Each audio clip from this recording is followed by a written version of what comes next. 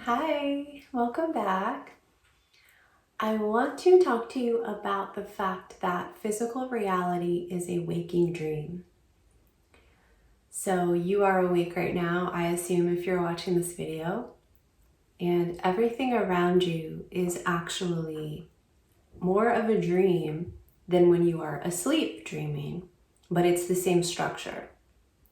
So when you're asleep, you are realigned with spirit.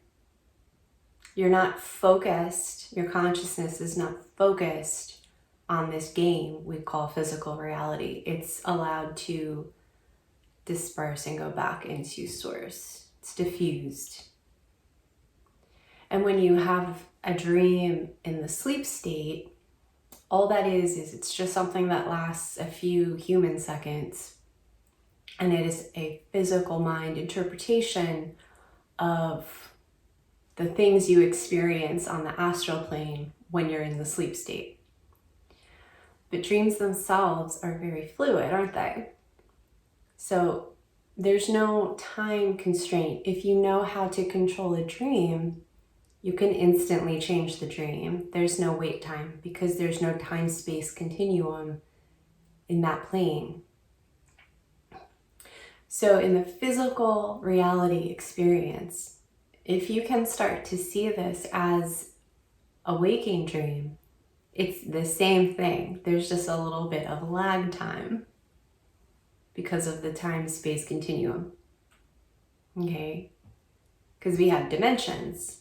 Technically, we have 4 dimensions. So there's 3 spatial dimensions we're dealing with and time.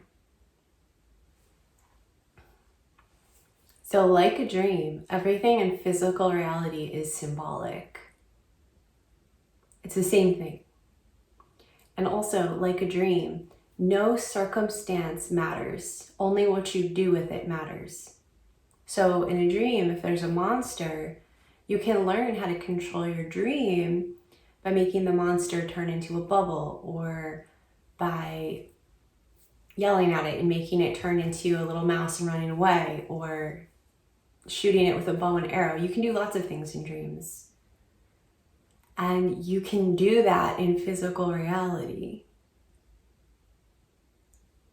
This is very radical, right? If you've read the 4 Agreements, that's a book that actually talks about this, the waking dream. Or if you've watched the movie The Matrix, it's the same thing. This has been talked about for thousands of years. There's plenty of shamans and Aboriginal cultures that know this really well. There's people who can shapeshift, right? That movie, Doctor Strange, was actually based on a real human. He's actually, I think he's an American who studied, and it's based on reality. People just don't know. Most of us don't know this because this is stuff that's been hidden from us for control for millennia. But it's out there. There's material. There's people talking about it. There's movies telling you.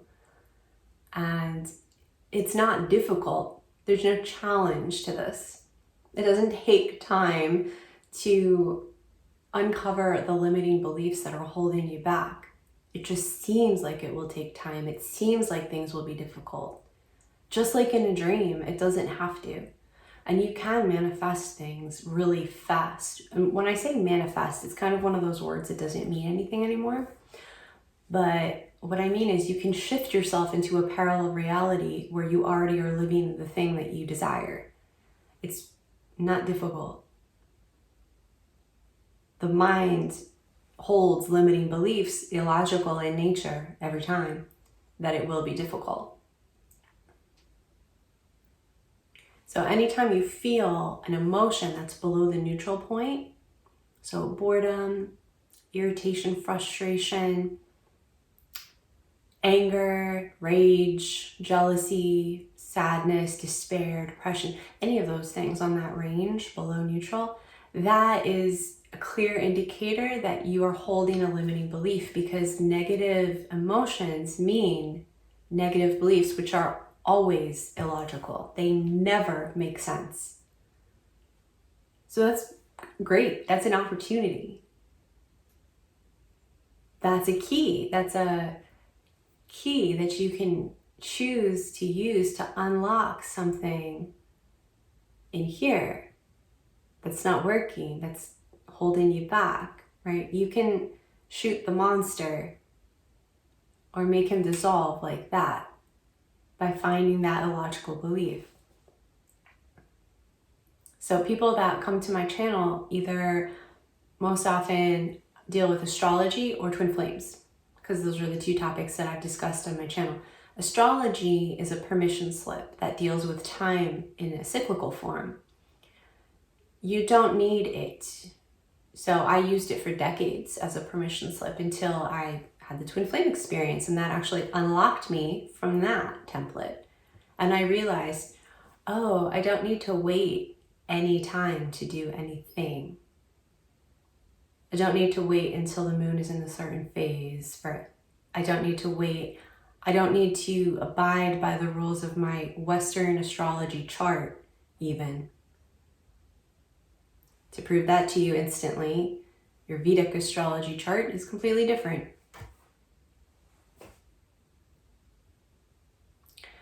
It's a belief that somehow the answers that are in here will be out here. It's the same thing that religion has been using against us for millennia. Right? I understand the draw of astrology. It's not as patriarchal and oppressing as religion, right? As most of the things that you're taught to rely on outside of you. But it's still a limitation that you don't need. Watch the movie The Matrix. That will give you a much better understanding of how it actually works. You can be Neo.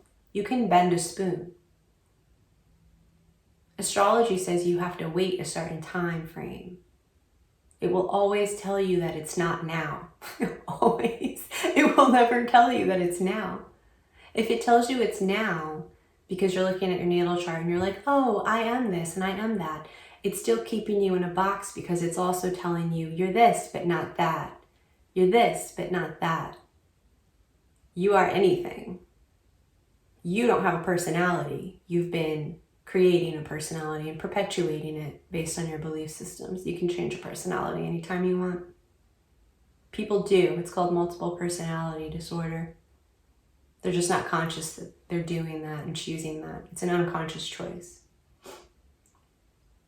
Personality is completely fluid.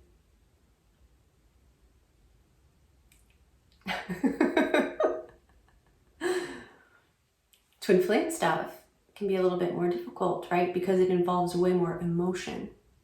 Emotion is more powerful than thought, which is why the twin flame experience, much like other catalysts to a traditional spiritual journey, are more powerful and more difficult to detach from than, say, astrology, tarot, anything metaphysical. That's here, right? It's not here. So how do you detach from that when a lot of it involves the heart chakra, right? That may be the most difficult thing to detach from. How do you ask a mother to detach from her children, right? Is it possible? Of course it's possible. Because detachment doesn't mean a lack of love. It means acceptance of what is. So wherever you are on your twin flame journey, you can just fully accept it. Whatever that other person is doing or not doing, or whatever, you can just say, oh, okay. Well, I fully accept. I fully accept where I am. As soon as you can really do this, there may be some emotional stuff that comes out, because oftentimes we're in resistance if we are always in resistance if we're not absolutely 100% okay with what's happening right now. So there may be an emotional release. That's just emotion. It's not anything that, you don't have to hold on to emotion. It's just emotion. It's not you. You're a consciousness. It's just human stuff. As soon as it's passed through, then you actually feel the acceptance in a very peaceful way. It's like, oh, okay, yeah. As soon as you can get there, twin flames doesn't matter anymore. The concept, the template, the human, it's just not, it doesn't matter anymore. So that in itself can be terrifying, right? It can be a terrifying thing to let go of something that you have chosen to focus so much on. But the freedom is in the detachment. There's more actual love and detachment, and there's way more opportunity and freedom and power. You can't get into a physical relationship with that person ever if there's attachment. Even if you do, it's going to be like the worst relationship you've ever had. It's going to be the most exhausting. It's going to take all of your energy from you. And again, that's just an experience too. So if you actually had that happen, it's fine. It's fine. It doesn't matter. It was just, think of it as a science experiment. Your whole life is just a science experiment. It's seeing how things work and how they don't work and what you want and what you don't want. It's okay. You're supposed to get your hands dirty. Throw the guilt away. Throw the shame away. Get rid of it. It's not doing you any good. It's just like keeping you in like a very tight little container that doesn't exist. It's what you've been taught to do by the society you live in so that you don't get uppity.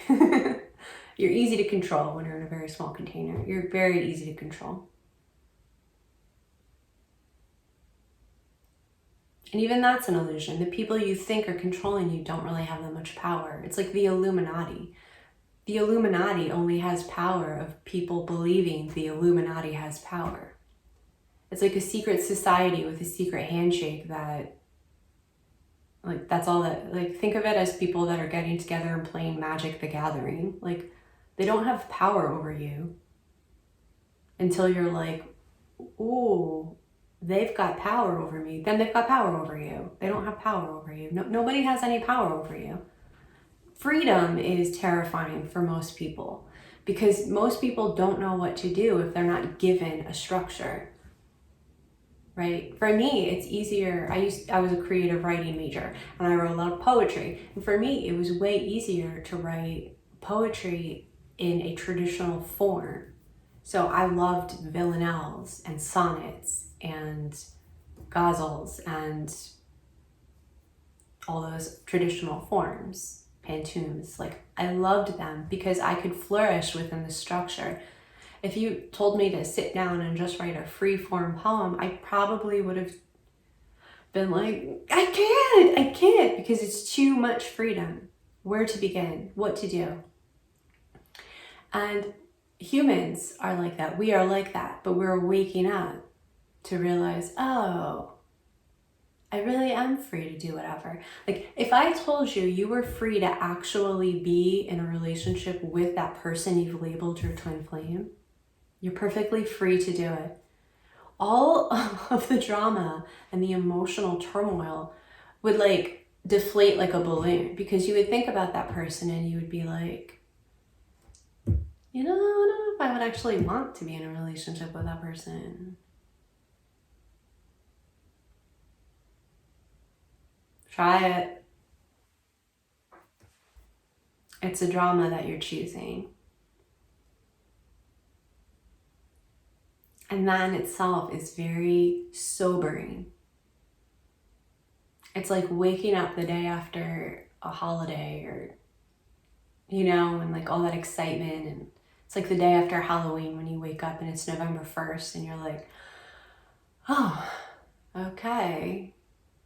It's kind of a letdown. It's like, oh wow, life goes on. What to do now? Right? And the answer is anything you fucking want. Anything you want. Anything you want. You can have any type of relationship you want. They already exist. Whatever you want already exists in a parallel reality. And it's not hard to get there, and it doesn't take a lot of time. All it takes is you getting into the state. It's a state of being. It's just a state of being. If you've ever done a drug or had an alcoholic beverage, and then you think, oh, I'd like to do that again, you don't have to, because you just have to go back and remember what it felt like when you were like high or when you were drunk or whatever. The same thing when you were in love or when you were with a specific person, right? Just get into the state. Just go, use your mind, use the tool you were given, go back, be like, oh yeah, oh that was funny, or whatever, you know, just really like sink into it. Guess what? You're there. Move on. What did you want to be there for? Did you want to do something creative? Is that why you wanted to get high? Because you wanted to be creative? You're there. Do the creative thing. Why did you want to get drunk? Because you wanted to feel, I don't know, loosey-goosey? You're there. Go from there. Why did you want to reconnect with that person you were in a relationship with? What was it? You're there. You are now that person. What now? Move from there. You don't actually need to do the physical thing. You've already done the physical thing. That's why you have the memory of it. That's why you have a memory of anything. Memory is just as fluid as anything else. Your memory right now is completely different than it was 5 minutes ago because you listened to this and I just shifted you to a different reality, probably a more aligned, empowered one. Your memory has now shifted. You're on a different time strand. So the time strands, we shift constantly. But when we consciously shift, we realize, oh, I'm on a different strand of time, which means my memory is different now. This is a lot. I know this part can be a lot for people to realize that your memory shifts all the time. It does. It's just a choice. So instead of going from memory, you can go, instead of looking at that part of the strand, look at the other part of the strand, the future part. Start moving from the future parts. Like you can ask yourself, okay, who do I want to be? And what would that person consider to be significant in this moment? And then act from there. Right? Don't let your past self keep perpetuating by choosing those same behaviors over and over again. That's staleness. That's aging. That's inertia. That's a slow death. Blech. Just choose. Where do I want to go? Who do I want to be? Just shift to that person. That's how you do it. You just start acting as if you're that person.